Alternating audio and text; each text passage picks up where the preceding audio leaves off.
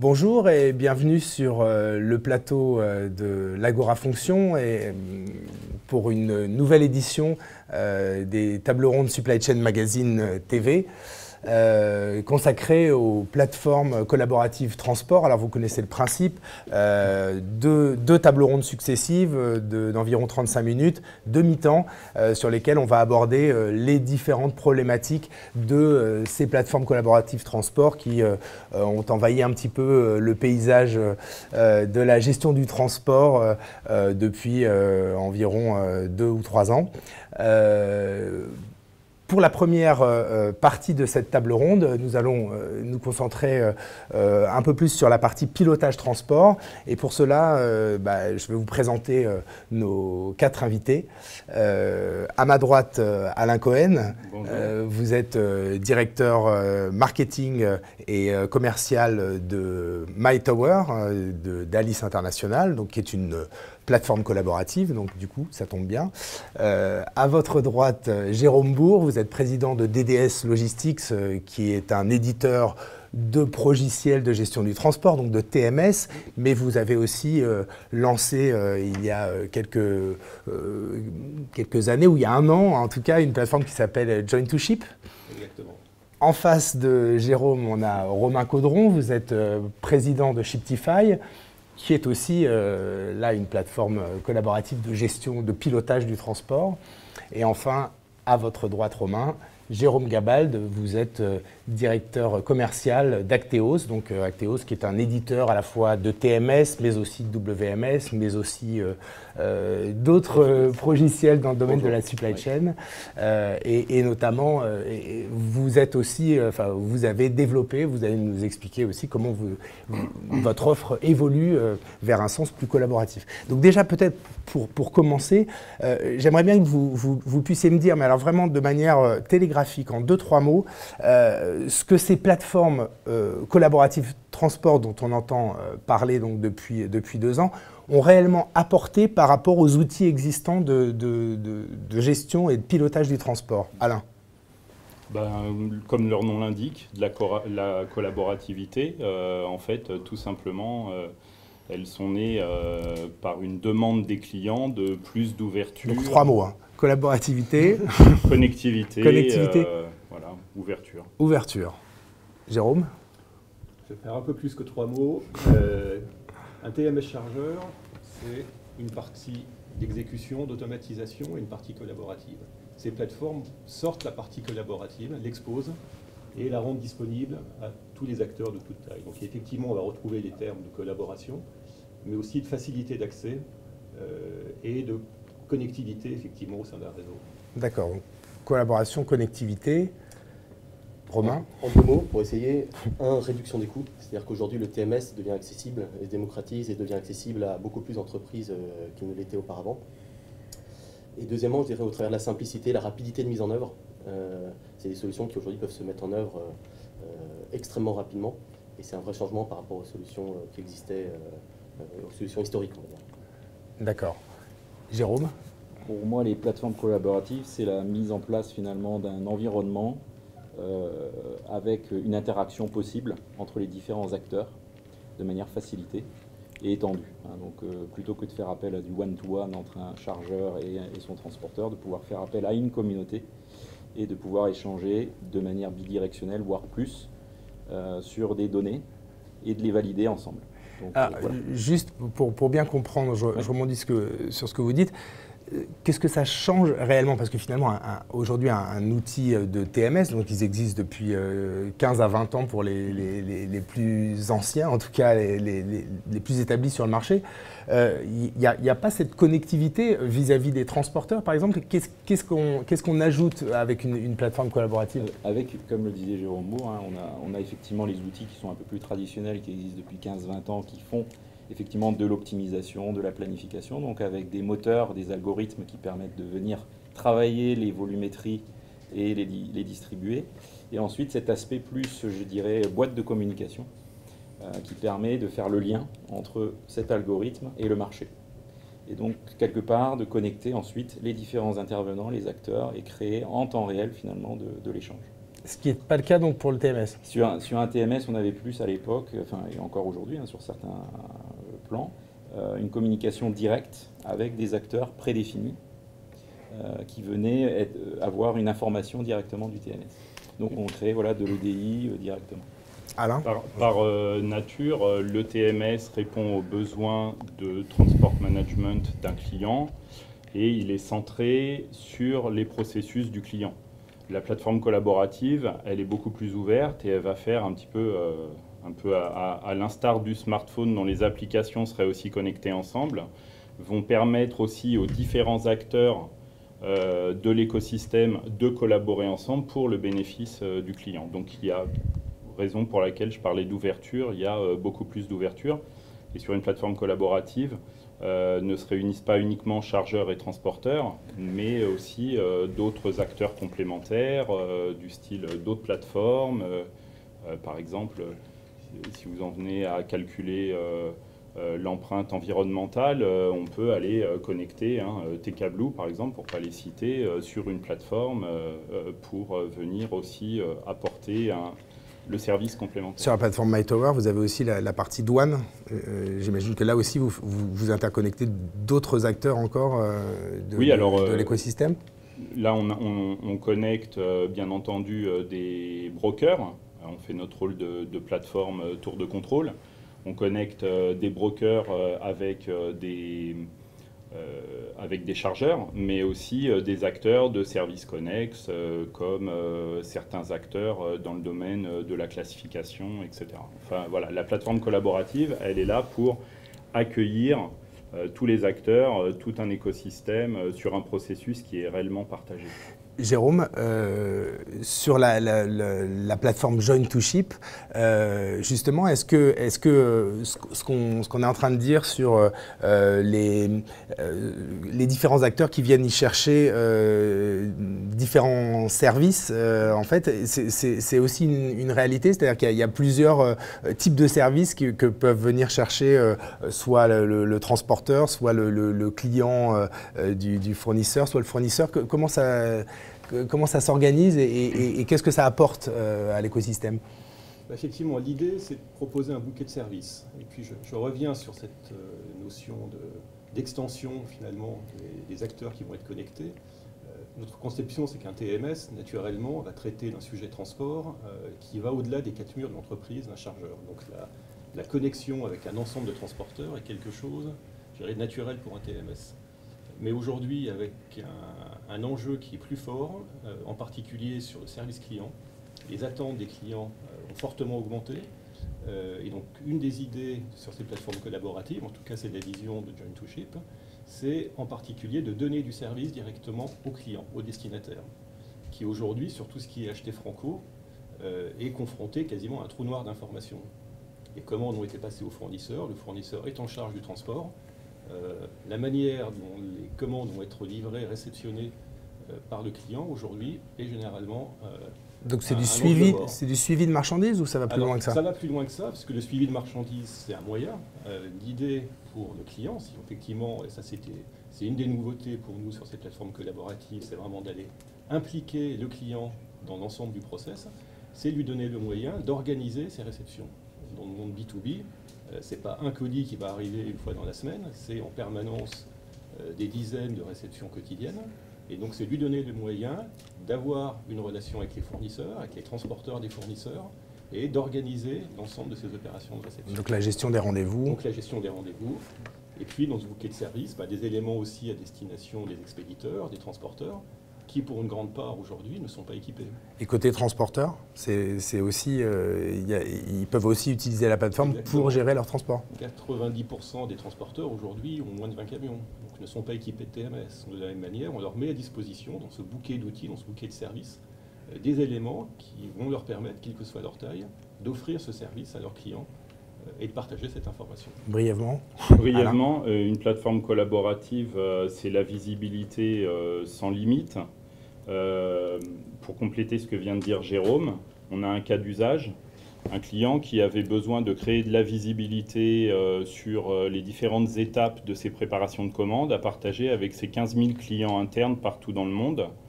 eh ben, il a connecté son WMS sur la plateforme collaborative, là en l'occurrence MyTower, pour donner de la visibilité complète, y compris sur toute la phase amont de préparation de commande, et ainsi s'affranchir des échanges email, des appels téléphoniques, where is my shipment? Ok, Romain, tout à l'heure vous avez évoqué deux choses que les autres n'ont pas évoquées, c'est pour ça que je reviens vers vous sur la partie rapidité de déploiement et la partie prix. Par rapport à un TMS, c'est vraiment ce qui caractérise, alors peut-être aussi Shiptify, mais en tout cas ce qui caractérise les plateformes de pilotage transport par rapport à une mise en œuvre. Donnez-nous un peu de données là-dessus. Est-ce que... Alors, déjà, je vous explique. Enfin, derrière le mot collaboratif, il y a quelque chose qu'on n'a pas évoqué du tout. C'est, on parle beaucoup de collaboration entre le chargeur et le transporteur. Mais derrière collaboratif, chez Shiptify en tout cas, on a la vision collaborative entre chargeurs. C'est-à-dire que derrière collaboratif, il y a co-construire, on va mutualiser les coûts de développement. Et aussi, on rencontre des chargeurs qui ont des besoins communs. Et ils font face aux mêmes problématiques. Et donc, derrière l'aspect collaboratif se cache l'idée de réfléchir ensemble. Et derrière réfléchir ensemble, il y a bénéficier des réflexions de ses collègues au lieu de réfléchir tout simplement à des solutions propriétaires telles que... avec des développements spécifiques. Voilà. Ouais. Avec des développements spécifiques. Là, pas de développement spécifique. Chez Shiptify, on ne fait pas de développement spécifique. On a des demandes, on a des besoins qui sont exprimés par des clients. Et ce qu'on essaie toujours, c'est de faire rencontrer les clients ensemble et de co-construire des réponses. Ce qui, donc, réduit les coûts de développement, réduit les coûts donc, pour nos clients. Et deuxièmement, quand on essaye de travailler à la simplification, et ben ça réduit donc le délai d'implémentation. De manière très concrète, on a démarré un client industriel dans le monde de l'agroalimentaire qui livre de la grande distribution. On a démarré un site en 1 semaine et les 4 semaines suivantes, on a déployé 7 sites industriels en France qui livrent des plateformes de grande distribution. Voilà de manière très concrète, un pilote 1 semaine, déploiement 4 semaines. Donc enfin, je ne sais pas si elle illustre de manière... ça répond à votre question, Jean-Luc? Oui, ça répond à la question. 1 semaine pour déployer un TMS, ça existe, ça ou... C'est un peu juste quand même. Enfin, c'est un mode, entre guillemets dégradé. C'est-à-dire vous commencez à travailler dès la première semaine, enfin, dès la fin de la semaine. Mais je n'appellerai pas ça un mode dégradé. Non, on est en mode opérationnel, avec une cinquantaine d'utilisateurs sur nos 7 sites. Donc non, je n'appellerai pas ça. Mais qui monte en puissance ensuite, vous rajoutez des fonctionnalités au fur et à mesure, ou bien dès la première semaine, tout est opérationnel? Après, on rentre en démarche d'amélioration continue avec nos clients. On a 2 ans, on a construit la solution aux côtés de nos clients. Ouais. On est d'anciens opérationnels. Chez Shiptify, jusqu'au service client, on va prendre des agents de transit, des agents d'exploitation. Et on co-construit en permanence, et c'est comme ça qu'on innove, c'est en travaillant avec nos clients. Et donc on rentre dans une démarche d'amélioration continue. Maintenant, on est, au bout d'1 semaine, on est sur un système qui est opérationnel sur un site, et au bout de 4 semaines, qui est opérationnel sur 7 sites. Vous partagez cette vision, finalement, le TMS convient plutôt pour des besoins spécifiques ou pour s'adapter finement aux besoins du client, par exemple. Est-ce que c'est votre vision de ce que vous voyez effectivement, il y a deux approches sur le marché?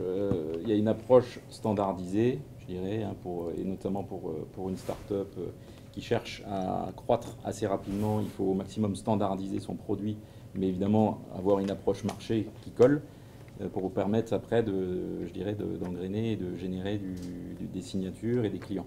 Donc il y a cette approche, je dirais, standardisée qui permet après effectivement de réduire les coûts d'implémentation, donc qui répondent à une certaine catégorie aussi de chargeurs et de clients.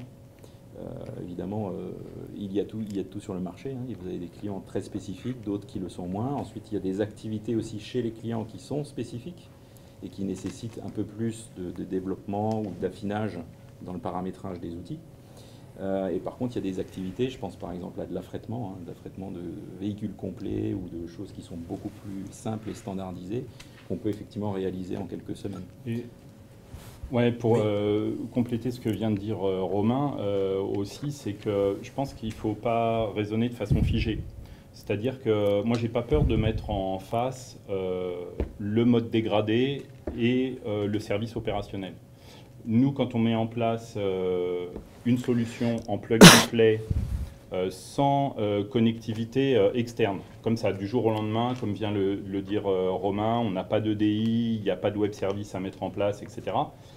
Pour moi, ça reste totalement opérationnel, mais ça reste un mode dégradé au regard de ce que vous venez de dire par rapport, et de ce que vous avez dit aussi par rapport à le plan d'amélioration continue, à ce que vous voulez faire. Tout ce qui est ensuite développement spécifique, ça fait l'objet d'un business case avec un ROI. Dans un premier temps, je mets en place ma plateforme collaborative sous le mode plug and play. C'est toujours mieux que l'inconsistance des emails et des fichiers joints. J'ai contextualisé la totalité de mes expéditions et je l'ai fait sur un mode plug and play. Et oui, ça peut être dégradé au regard de la connectivité que je veux avoir. Enfin, dégradé, c'était pas péjoratif. Voilà, hein. C'était simplement dire un point de départ. Voilà, mais parce qu'ensuite, je vais mettre de la connectivité, y compris avec un TMS d'un éditeur, avec un WMS, avec des transporteurs. Et ça suit une feuille de route avec un business case, avec un ROI. Encore une fois, si on le fait, si on investit sur du spécifique, c'est qu'on a ensuite le retour sur investissement. Jérôme, le TMS en mode SaaS, il est apparu déjà depuis plusieurs années chez les éditeurs. On peut se dire aussi que ça adresse aussi un type de clientèle peut-être moins grand compte que le TMS classique. Est-ce que vous voyez aujourd'hui des différences fondamentales entre le TMS en mode SaaS traditionnel, on ne peut pas dire traditionnel parce que c'est quand même encore un peu neuf, et les plateformes collaboratives de gestion du transport telles que Shiptify ou MyTower par exemple? L'objectif, ça reste d'améliorer le ratio efficacité-coût du transport. Qu'on parle d'un TMS ou d'une plateforme collaborative, donc pour nous, il y aura en effet une convergence. La différence principale tient au fait qu'un TMS va gérer aussi tout le process interne du chargeur, automatiser ce process, s'intégrer donc dans un écosystème, une connexion à l'ERP, au WMS, etc. D'où le temps d'implémentation un peu plus long parce qu'il y a justement ces interconnexions. Là, l'enjeu, c'est vraiment de coller à un mode de travail, à un process, sachant que toute une partie du TMS, à nouveau, tient à cette collaboration. Donc cette partie collaboration, elle, peut être effectivement standardisée, et c'est cette partie-là qui est portée aujourd'hui par les plateformes.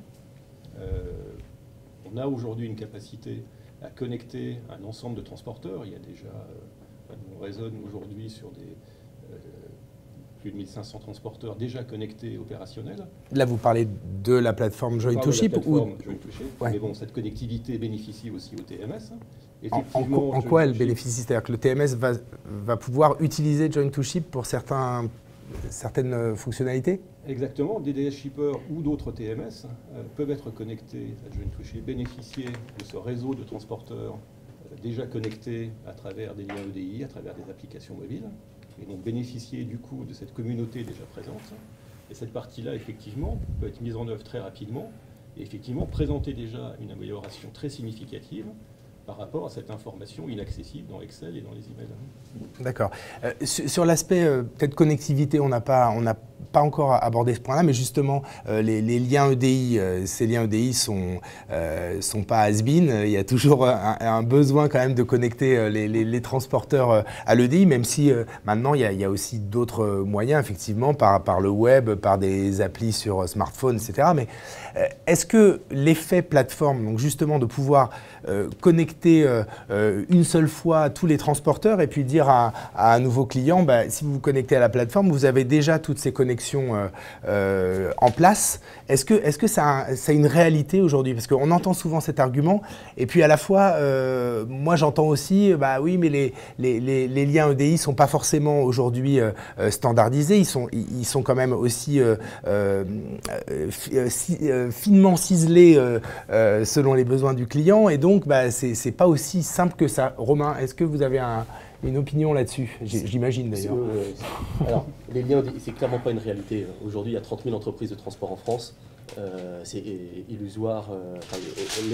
L'état aujourd'hui est que, et Jérôme soulignait, vous disiez 90% au moins de 20 camions. Donc, on est dans un environnement... Et combien de TMS?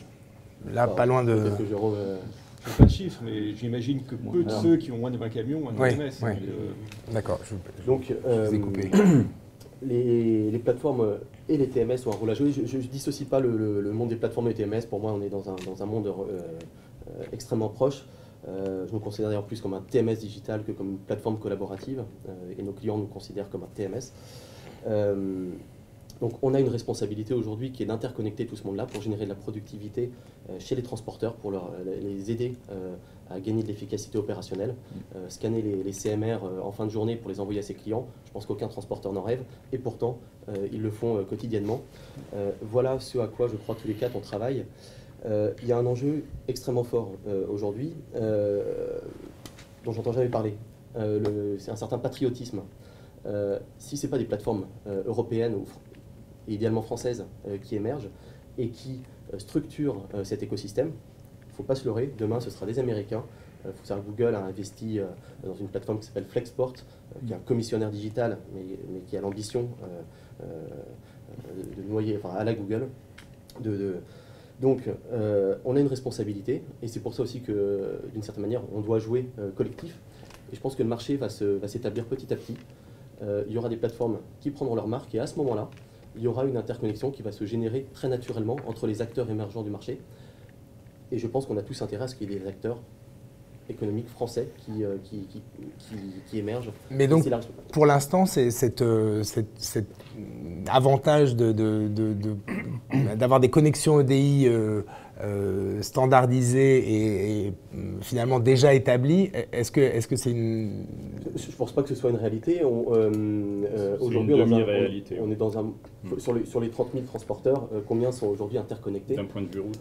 Pour être quotidiennement en contact avec des équipes chez des commissionnaires ou chez des transporteurs, la réalité opérationnelle, c'est qu'ils passent leur temps sur leurs emails à recevoir des ordres de transport ou sur des fichiers Excel à faire du reporting à leurs clients. Voilà la réalité opérationnelle telle qu'aujourd'hui. Et c'est extrêmement rare. Et on discute, on pose des questions. Est-ce que vous travaillez avec des plateformes? Oui, non, avec des TMS, clairement. Et l'autre réalité de la connectivité, c'est qu'une fois que vous avez mis en lien, pour parler vulgairement, vous avez tiré un tuyau avec un transporteur, et a fortiori quand on est dans le monde de l'overseas et qu'on a affaire à des dits International Freight Forwarders, on a affaire à des groupes qui souvent ont une marque et qui fonctionnent ensuite avec des systèmes qui ont été acquis par croissance externe, des systèmes différents. Et par exemple, si vous travaillez avec un client dans le secteur de l'aéronautique qui a en face de lui une organisation verticale, secteur d'industrie aéro, vous n'êtes même pas sûr que quand vous utilisez, vous rapatriez les mêmes enseignes au sein de l'application, vous n'êtes pas sûr d'avoir affaire au même système et à recréer la même EDI. Donc quand on me dit est-ce que vous êtes connecté avec un tel, je dis c'est pas aussi simple que ça, il faut voir. Et il y a le deuxième effet qui se coule, c'est clairement quelles sont les données dont a besoin tel client. Est-ce que le mapping est identique? Est-ce que le spectre de la mise en place initiale était exactement la même? Et ça colle. Et là, je dis c'est une demi-réalité, parce que dans la réalité, c'est vrai que souvent on retire des tuyaux ou qu'il y a un travail à faire. Le sujet de responsabilité, j'aime bien ce que Romain vient d'apporter comme précision par rapport au rôle responsable des plateformes collaboratives. Il y a un deuxième rôle responsable aussi par rapport à la connectivité, c'est la qualité de la donnée qui transite par nos plateformes. Parce que clairement, rubbish in, rubbish out, comme on dit en anglais. Et on a un grand rôle à jouer, maintenant en plus de ça, avec les possibilités apportées par l'intelligence artificielle, pour pouvoir aller à chaque fois percuter des données avec des référentiels et pouvoir renvoyer des données qui seraient impropres. Pour vérifier la cohérence des données. Ce travail d'amélioration continue dont parlait Romain, à savoir, c'est bien de recevoir des données, mais si c'est des données qui sont qualifiées et qui sont robustes, c'est encore mieux. C'est un des rôles de la plateforme. Jérôme Gabal, moi j'aimerais vous entendre sur l'évolution justement chez un éditeur comme Acteos, du TMS pour justement se mettre au goût du jour sur la partie plateforme. Tout à l'heure, Jérôme Bourg disait que finalement Join2Ship pouvait contribuer aussi à enrichir l'offre de connectivité du TMS. C'est un petit peu votre stratégie aussi. Qu'est-ce que vous faites dans ce sens? Alors nous, effectivement, on a un historique, on a 32 ans d'existence et effectivement, on a démarré plutôt sur sur des outils WMS, puis TMS depuis les années 2000. Et on a convergé vers le collaboratif au début des années 2010. On a commencé à développer effectivement des plateformes de prise de rendez-vous, notamment en mode collaboratif. Ouverte ? Ouverte. Alors pareil, ça c'est pareil, quand on dit ouverte, malgré tout, on peut quand même restreindre l'ouverture. Ouverte mais restreinte. Voilà. Vous avez un marché, le chargeur décide lui-même d'inviter finalement sa communauté, donc il va restreindre finalement l'arrivée dans le tuyau, ou la diffusion, on va dire, de l'information. Donc je dirais le collaboratif chez Acteos, il date des années début 2010, on a franchi... Mais donc là maintenant, ce qui se passe maintenant... Et maintenant, je dirais, on étend cette partie interaction, puisqu'on avait historiquement aussi une partie hardware dans l'entreprise. Et donc c'est pour ça qu'on a une offre mobilité maintenant qui vient compléter cette offre de collaboration, puisqu'on vient équiper le chauffeur de la mobilité pour traquer l'activité avec des différents statuts. Donc finalement, on a finalement cet IoT qui est devenu un IoT, puisque avant le hardware ne s'appelait pas IoT, mais qui trouve tout son avantage aujourd'hui dans le monde actuel où on cherche à avoir de la mobilité, de la tablette pour accompagner l'activité et retransmettre en temps réel de l'information. Est-ce que le côté technologique là, du coup, des plateformes collaboratives, c'est-à-dire de pouvoir justement s'interconnecter entre plateformes, est quelque chose que vous suivez et sur lequel vous travaillez? Est-ce que vous avez des partenariats technologiques pour certaines fonctionnalités que vous ne développerez pas, mais que vous proposerez à vos clients? Alors effectivement, nous on a développé aussi tout un tas de portails, on en a cité peut-être quelques-uns avant, mais il y a effectivement le portail qui consiste à faire prendre des rendez-vous aux transporteurs sur le point de chargement, un point de livraison, mais on a des portails qu'on dit magasins. Donc dans le cadre d'une grande distribution, vous allez associer un portail, enfin du moins une fiche par magasin qui permet de paramétrer sa prise de rendez-vous, ses attendus de réception. Ça, c'est vous qui le développez, voilà. C'est pas un partenariat. Ça, on le fait. Par contre, effectivement, après, lorsque ça sort, je dirais, du cadre stratégique d'Acteos, on peut faire intervenir des partenariats. Je crois qu'on a cité précédemment Shipeo, notamment. Oui, vous aviez signé, c'était annoncé à Supply Chain Event l'année dernière. Ça veut dire que nous, on a effectivement une appli mobile pour gérer le tracking, mais exclusivement sur des flottes qui sont maîtrisées.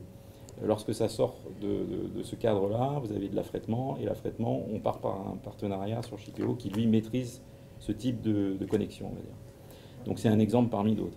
D'accord, mais vous pouvez vraiment justement picorer un peu sur certaines... En fonction du besoin client, on ne cherche pas forcément à développer des choses qui existent déjà et qui sont existantes et performantes. D'accord. Donc on peut être amené à faire des passerelles, effectivement. On va rester sur ce thème des partenariats. Ce sera le dernier thème, mais il nous reste quelques minutes. Romain, vous aussi, chez Shiptify, il y a cette possibilité. On parle beaucoup aussi d'offres IoT. Maintenant, on voit qu'on peut mettre un capteur dans un conteneur et puis le suivre depuis l'autre bout de la Terre. Est-ce que ça, par exemple, c'est quelque chose qui vous intéresse à faire des partenariats avec d'autres sur ce sujet? Clairement, aujourd'hui, on a vocation à être un interconnecteur. Et donc, on a identifié un certain nombre de partenaires avec lesquels on travaille déjà. Et on va prioriser les développements en mode API, c'est-à-dire des systèmes de développement ouverts, beaucoup plus dynamiques, avec des technos, qui... pas des interfaces, enfin ce sont des interfaces. Ce ne sont pas des interfaces propriétaires. Voilà. Derrière le mot API se cache une interface publique. D'ailleurs, un éditeur va publier son API sur son site web, là où avant, les transporteurs équipés d'EDI allaient éventuellement... font un accord de gré à gré avec un éditeur on développe une interface exactement, entre... Voilà. Donc, on va... Donc encore rapidité là, de déploiement. Exactement, toujours, rapidité et surtout toujours raisonner.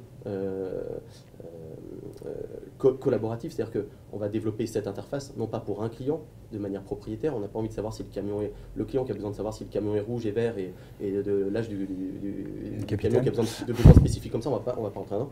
On va répondre à des besoins standards qui répondent à 90% aujourd'hui des besoins du marché. Et donc on va construire ce type de connexion sur des formats API qu'on va privilégier aujourd'hui. D'accord, c'est sur ce sur quoi vous travaillez aujourd'hui. Exactement, et c'est avec ce type d'acteurs qui parfois sont encore émergents, qui n'ont pas, mais qu'on identifie, dont on pense qu'ils seront les acteurs de demain, et on parie sur leur technologie, et c'est avec ce type d'acteurs qu'on s'interface aujourd'hui. Ok, Jérôme Bourg, on finit le tour de table après avec Alain. Sur les partenariats ou éventuellement les nouvelles fonctionnalités que vous nous concoctez dans un avenir proche. Alors, effectivement, aujourd'hui, ces plateformes intègrent nativement ces technologies de type API. On a cité plusieurs fois le mot de temps réel. Au-delà de l'ouverture, de la standardisation, il y a aussi cet aspect de communication en temps réel avec les différents acteurs. Un point quand même important, c'est effectivement cette idée de standard. On travaille en particulier avec GS1 dans l'idée de sur les rendez-vous transporteurs, voilà, sur les prises de rendez-vous. des standards aujourd'hui de communication entre les acteurs, entre plateformes aussi. Et c'est clairement l'idée d'aller chercher le meilleur des offres du marché et de les agréger. Il y a clairement un rôle d'agrégateur de services joué par ces plateformes. L'idée étant de ne pas savoir tout faire soi-même et d'aller chercher. Donnez-nous juste un seul exemple d'agrégation. Vous allez chercher qui sur le marché dans ces cas-là? Aujourd'hui, ça peut être, on a parlé effectivement d'IoT, donc ça aller chercher aujourd'hui ce type de technologie pour aller positionner directement de l'information temps réel.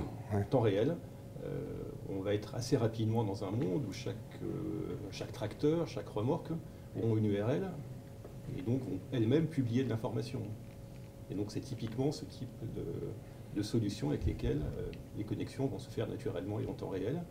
Et après, l'idée pour nous, en termes de roadmap, c'est d'étendre ce bouquet de services, toujours dans l'idée de favoriser la collaboration entre un fournisseur et un client. Donc au-delà de la chaîne de transport, on pense évidemment au transport direct, qui a toujours du retour, des éléments complémentaires. Donc d'avoir une vision complète de cette relation entre ces deux acteurs. Ok. Alain, rapidement, mais peut-être avec une orientation, je sais qu'il y a aussi le côté automatisation qui vous est cher et gestion des exceptions, on n'en a pas parlé. Voilà, comment vous intégrez ça à l'outil MyTower? Alors, vous avez posé plusieurs questions. Vous avez posé plusieurs questions. C'est vrai que c'est pas très fair play. Qu'est-ce qu'on concocte dans l'avenir et les évolutions en rapport avec votre dernière question? Clairement, à la rentrée, le lancement, vous savez que dans les fonctionnalités de MyTower, il y en a une qui nous est très très chère, c'est la fonctionnalité de Freight Audit, dans laquelle il y a énormément de ressources de productivité à aller chercher. Parce que vérifier une facture, c'est 100% frustrant. Soit elle est correcte, vous venez de passer du temps à vérifier quelque chose qui est correct. Soit elle n'est pas correcte, non, c'est pas soit elle n'est pas correcte, et là, vous sortez l'appel pour pouvoir corriger et mouiller votre chemise pour obtenir les corrections. Donc à partir de la rentrée, on va lancer un module Freight Audit complètement automatisé, plug and play. C'est 5 ans de retour d'expérience. C'est 2 ans de recherche et de développement. Et en termes de recherche et développement, on a signé 3 partenariats de recherche avec des laboratoires, dont l'AMSAT de Paris-Dauphine. Et on a un des sujets, il y a 3 sujets de recherche, et un des sujets, c'est sur l'importation de données en provenance des IoT. Voilà, donc on concocte encore plein de choses. On a parlé de qualité de données, on concocte aussi des choses autour de l'EDI monitoring, justement, pour travailler à la validation de la robustesse des données. Ok. Bon, je pense qu'on peut conclure. Il y a une deuxième table ronde donc, qui va être consacrée vraiment aux plateformes collaboratives plus dédiées au monde du transport routier et voir un peu comment le transport routier, en tout cas l'écosystème, la manière dont l'écosystème les accueille. Je pense que là, on a fait un tour sur la partie, si on voulait résumer en quelques mots, on a parlé vraiment de connectivité, on a parlé d'accessibilité, et y compris au niveau prix et au niveau déploiement. Et puis, on a bien compris aussi que ces plateformes sont vivantes et vont continuer à évoluer, voire même à s'agréger avec d'autres services. Donc, on aura évidemment l'occasion dans les années qui viennent de refaire ce type de débat. Merci beaucoup, messieurs. Merci.